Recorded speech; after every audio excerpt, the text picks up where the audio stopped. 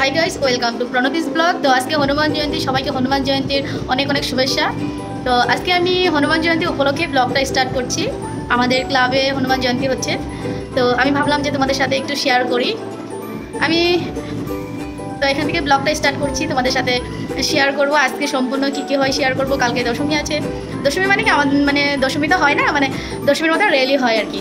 তো চলো তোমাদের সাথে সম্পূর্ণ সব কিছু শেয়ার করার জন্য চেষ্টা করব। তো আমি আপাতত স্নান টান করে আমি ঘরের পুজোটা দিয়ে নিয়েছি। তো এখন ক্লাবে যাব, তোমাদের সাথে শেয়ার করবো, যতটুকু পারি শেয়ার করার জন্য চেষ্টা করবো।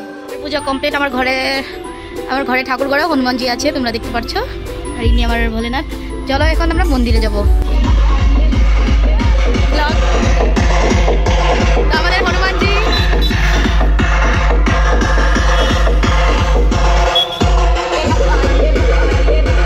হলো ফুল ওঠানো হয়েছিল না, তো এখন হলুদ কালার ফুল নিয়ে নিলাম। তো এখন এখানে বাটা নিয়ে যাচ্ছি, এখানে বুন্দের লাড্ডু আছে, আর ওখানে মন্দিরে গিয়ে খুলে দেবো।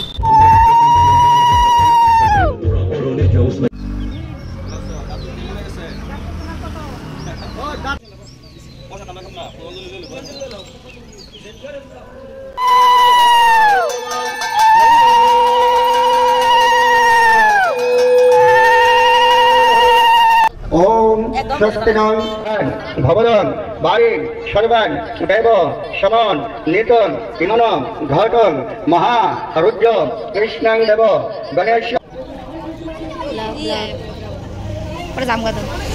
হাই বন্ধুরা, অনেকটা পূজা প্রায় শেষ, এখন যজ্ঞ হবে, তারপরে সমাপ্ত। প্রায় 4টা বেজে গেল।